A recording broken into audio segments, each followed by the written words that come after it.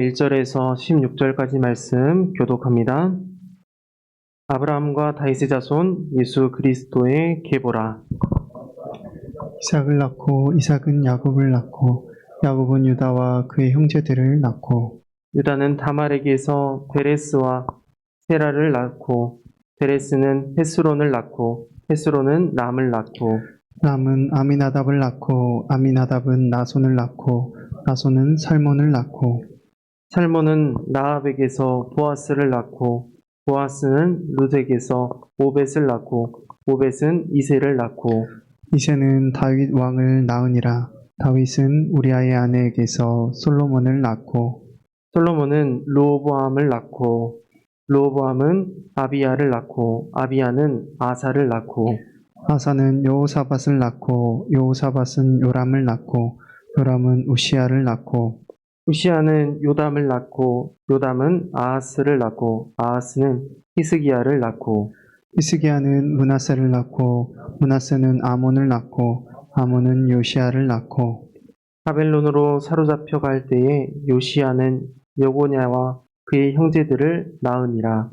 바벨론으로 사로잡혀간 후에 요고냐는 스알디엘을 낳고 스알디엘은 스룹바벨을 낳고 스룹바벨은 아비웃을 낳고 아비웃은 엘리야김을 낳고 엘리야김은 아소르를 낳고 아소르는 사독을 낳고 사독은 아킴을 낳고 아킴은 엘리웃을 낳고 엘리웃은 엘르아사를 낳고 엘르아살은 mat단을 낳고 mat단은 야곱을 낳고 야곱은 마리아의 남편 요셉을 낳았으니 마리아에게서 그리스도라 칭하는 예수가 나시니라.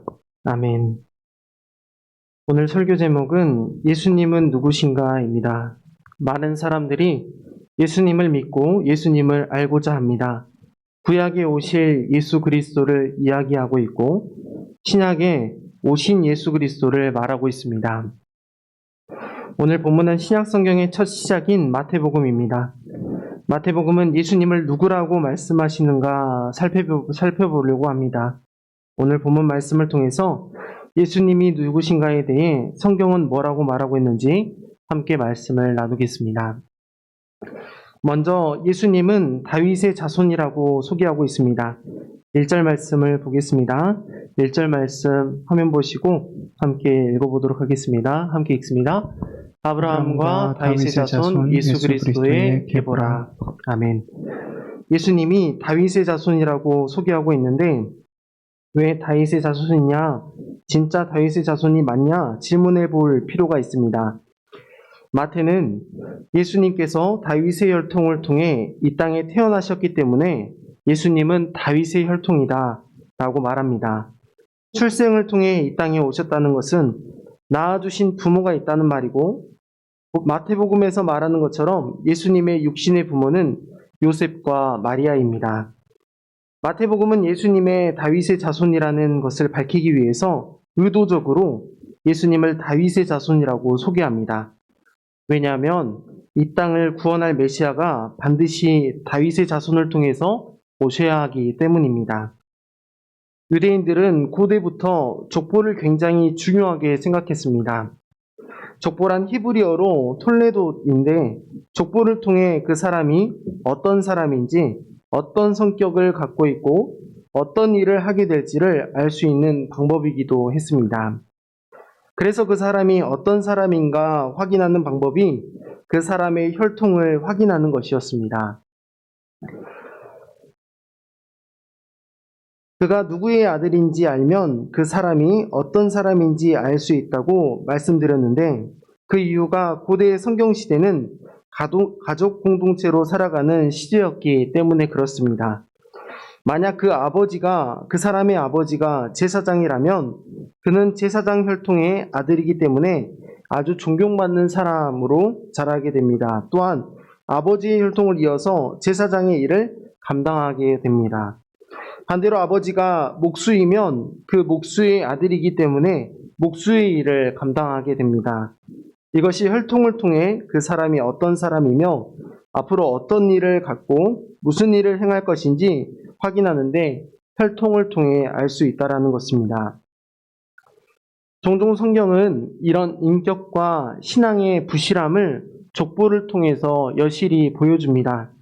동시에 신실하신 하나님께서 언약의 성취를 위해 하나님이 얼마나 열심히 일하고 계시는지를 또한 족보를 통해 보여주십니다. 그런 의미에서 마태복음은 먼저 예수는 다윗의 자손이라고 말하고 나서 예수님의 혈통에 대해서 기록하고 있습니다. 마리아에게서 성령으로 잉태하신 예수님이 구약의 예언대로 이 땅에 오신 다윗의 자손이라고 기록하는 것입니다. 여러분들도 잘 아시는 것처럼 예수님은 일반적인 남녀의 결혼을 통해 출생하지 않으셨습니다. 요셉과 마리아는 약혼만 한 상태였습니다.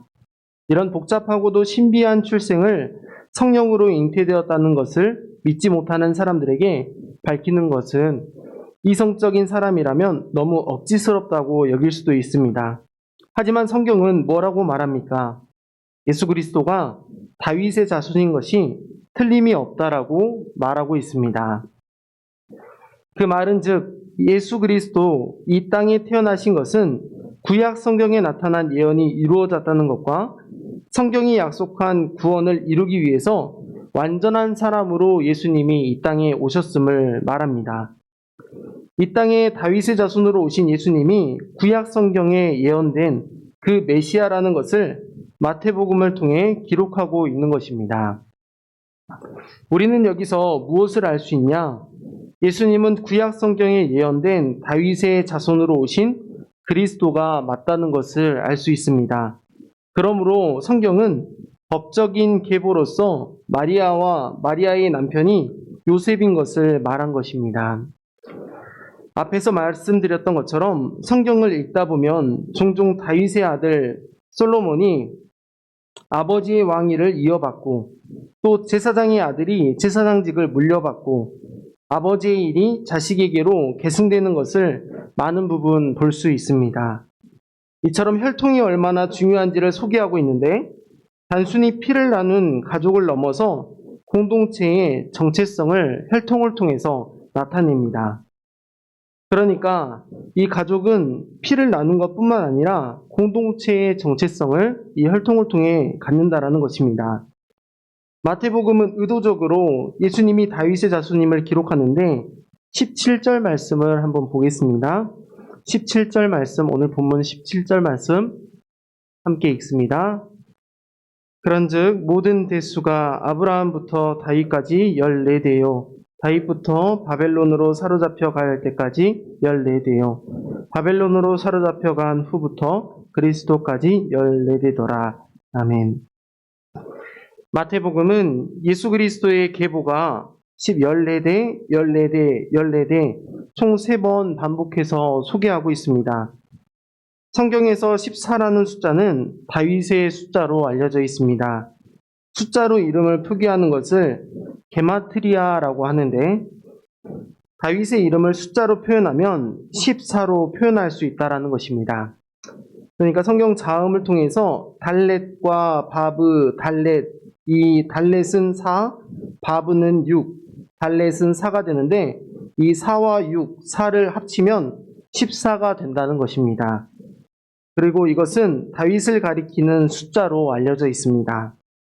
그러니까 14대를 성경에서 3번 반복하는 것은 완전수를 뜻하기 때문에 마태복음은 예수님의 족보를 소개하면서 3번 다윗을 언급하면서 예수님은 완전한 다윗의 자손이라고 말하고 그리고 그것을 통해서 다윗의 자손임을 증명하고 있다는 것입니다. 뿐만 아니라 성경 마태복음 곳곳에서 예수님의 치유 사건과 회복 사건을 통해 사람들이 외쳤던 증언은 모두 예수님을 다윗의 자손으로 고백하고 있습니다. 오늘날에도 많은 사람들은 누구의 자식인지, 그의 부모가 누구인지, 조상이 누구인지를 묻곤 합니다. 성경시대에 많은 사람들도 혈통에 대해 굉장히 중요하게 생각했습니다. 족보는 유대인에게 곧 그들의 삶의 이유였습니다. 유대인이냐 이방인이냐에 따라서 사람을 사람답게 보기도 하고 이방인들은 개만도 못하게 여기기도 했습니다. 성경시대 많은 사람들은 다윗의 혈통을 통해 메시아가 온다는 사실을 정확하게 알고 있었습니다. 따라서 예수님이 다윗의 자손인 것은 당시 많은 사람들에게 엄청난 충격적인 일이 아닐 수 없었습니다. 기록되어 있기 때문에, 왜냐, 다윗의 자손을 통해서 우리를 구원할 구원자 메시아가 보내진다고 구약 성경에 기록되어 있었기 때문입니다. 따라서 마태복음은 첫 번째로 예수가 누구라고 소개하고 있냐면, 예수는 다윗의 자손이라고 말함으로써 인류를 구원할 구원자 메시아가 다윗의 자손으로 오신 예수가 확실하다라고 소개합니다. 우리를 구원하실 수 있는 분도 오직 다윗의 혈통으로 오신 예수 그리스도밖에 없는 줄을 믿습니다. 우리가 계속해서 두 번째로 살펴볼 것은, 마태복음은 예수님을 하나님의 아들로 두 번째로 소개하고 있습니다. 마태복음은 예수님이 누구십니까? 라는 질문에 예수님은 하나님의 아들이라 라고 말하면서 두 번째로 하나님의 아들이 예수 그리스도다 라고 소개합니다. 분명 본문 1절 말씀에서는 다윗의 자손이라고 말했는데, 어떻게 예수님이 요셉의 아들이 아니라 하나님의 아들이 될 수 있습니까? 라고 질문할 수 있습니다. 그런데 성경은 법적 계보도 존중하지만 더 중요하게 생각하는 것이 있습니다. 바로 신적인 출생입니다. 그것은 예수님이 완전한 사람임과 동시에 완전한 하나님이라는 사실을 드러내 보여줍니다. 예수님은 우리와 달리 마리아에게서 성령으로 잉태하셨습니다. 그러므로 예수님은 다윗의 자손으로 오셨지만 또한 성령으로 잉태되었기 때문에 하나님의 아들이 되시고 그리스도가 되신다는 것입니다. 구약에 오실 메시아가 바로 하나님의 아들 예수님이라는 것인데, 다윗의 자손으로 오신 그분이 하나님의 아들이 될 수 있다는 것은 보다 그 당시 많은 사람들에게 충격적인 일이었습니다. 예수님이 누구시냐라고 묻는다면 예수님은 하나님의 아들이십니다 라고 말했기 때문입니다. 또한 예수님은 하나님을 아버지라고 부르셨습니다. 마태복음 3장 17절에 예수님이 세례 받으실 때 하늘로부터 소리가 있었는데, 하나님은 예수님을 내 사랑하는 아들이요 내 기뻐하는 자라 라고 말씀하셨습니다. 따라서 예수님은 하나님의 아들이기 때문에 성경에 기록된 예언에 성취할 수 있는 유일한 구원자라고 소개한 것입니다. 성경의 많은 사람들은 예수님이 하나님의 아들인 것을 믿는 자와 믿지 않는 자를 분명하게 구분하고 있습니다. 예수님이 하나님의 아들이심을 믿는 자는 구원을 받았지만 믿지 않는 사람은 구원을 받지 못했습니다. 왜 믿지 못했겠습니까? 예수님이 하나님의 아들이심을 믿지 않고 예수는 그저 나사렛 출신의 목수의 아들이라고 생각했기 때문에 하나님의 아들이 될 수 없다고 단정했기 때문입니다. 우리가 잘 아는 것처럼 바리새인들은 전통을 따랐고 사두개인들은 부활을 믿지 않았습니다.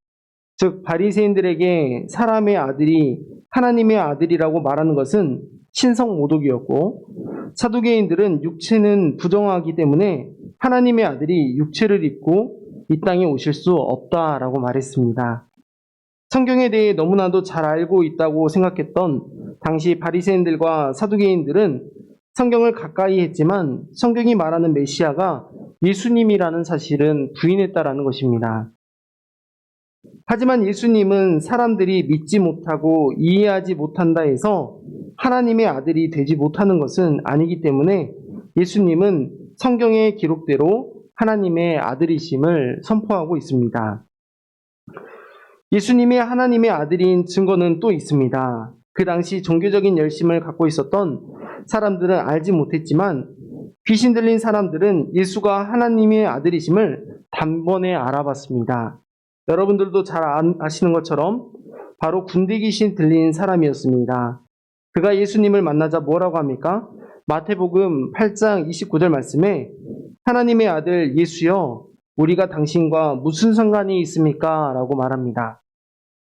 군대 귀신 들린 사람은 예수님이 하나님의 아들이심을 단번에 알아봤다라는 것입니다.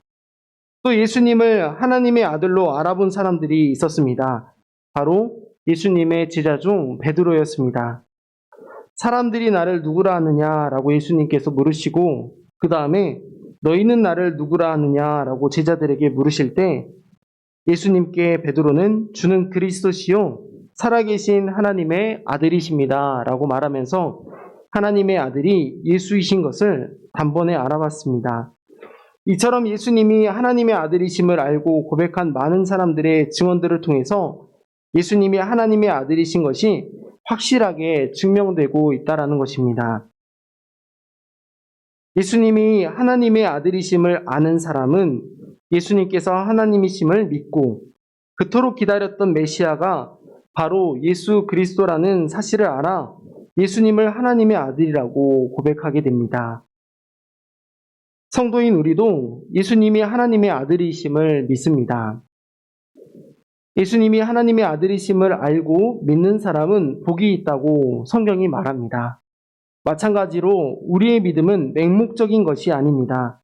단순히 목회자가 또는 교사가 예수님은 하나님의 아들이라고 하니까 그런가 보다 하는 게 아닙니다.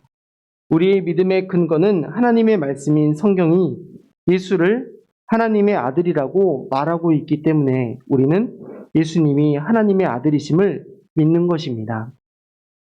하지만 많은 사람들은 하나님의 아들 예수 그리스도를 의지하며 살기를 원치 않습니다. 예수님을 하나님의 아들로 믿는 것은 곧 하나님의 존재를 인정하는 것이 되고 예수를 믿는가 믿지 않는가를 통해서 하나님 나라와 우리의 영혼이 돌아갈 곳이 결정되기 때문에 예수님을 믿기를 거부합니다. 또한 예수님이 하나님의 아들이심을 믿게 되면 삶의 많은 것들을 포기해야 한다고 여기기 때문에 예수님이 하나님의 아들이심을 믿지 못합니다. 당시 바리새인들도 사두개인들도 자신들이 갖고 있던 종교적인 열심을 버리지 못해 예수님을 핍박하고 예수님을 믿지 않지 않았습니까? 예수님을 믿지 못하는 궁극적인 이유는 예수님처럼 살고 싶지 않기 때문입니다. 누구든지 나를 따르려거든 자기를 부인하라고 말씀하셨는데 언제나 유대인만을 위한 하나님, 바리새인과 사두개인들만을 위한 하나님은 애시당초 존재할 수도 없었습니다. 오직 우리에게 예수 그리스도를 통해 하나님의 아들을 알게 하시는 하나님의 아들 예수님을 믿는 것이 믿음으로 사는 사람이라고 할 수 있는데 따라서 예수님은 하나님의 아들이심을 믿는 자만이 성도가 될 수 있다는 것입니다. 마지막으로 살펴볼 것은 마태복음에서 예수님은 그리스도이심을 소개하고 있습니다. 마지막으로 예수는 그리스도다라고 소개하고 있는 것인데 예수가 그리스도이시다는 것은 우리를 구원할 자가 예수님 한 분밖에 없다라는 말입니다. 본문 1절 말씀을 다시 한번 보겠습니다. 여러분들이 한번 읽어보십시오. 본문 1절 말씀 읽습니다. 아브라함과 다윗의 자손 예수 그리스도의 계보라. 아멘. 아브라함과 다윗의 자손 예수 그리스도의 계보라라고 말씀하고 있습니다. 즉 아브라함의 아들이며 다윗의 자손인 예수님은 그리스도라는 것을 마태복음은 결론적으로 소개하고 있다는 것입니다.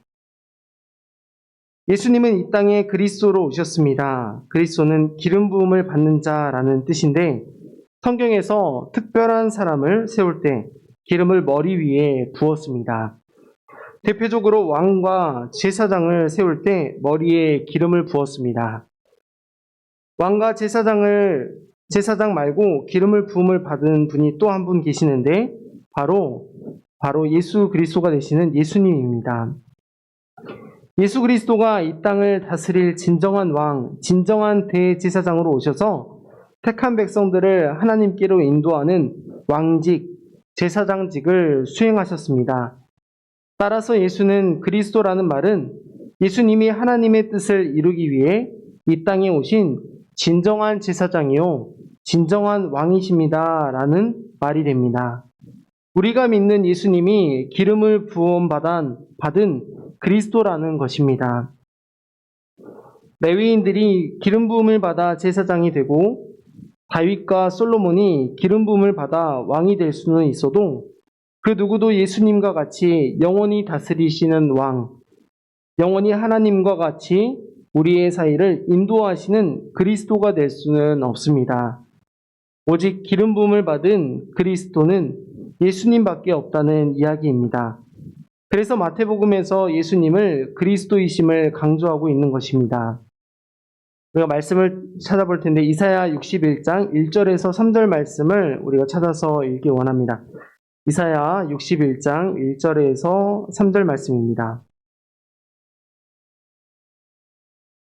이사야 61장 1절에서 3절 말씀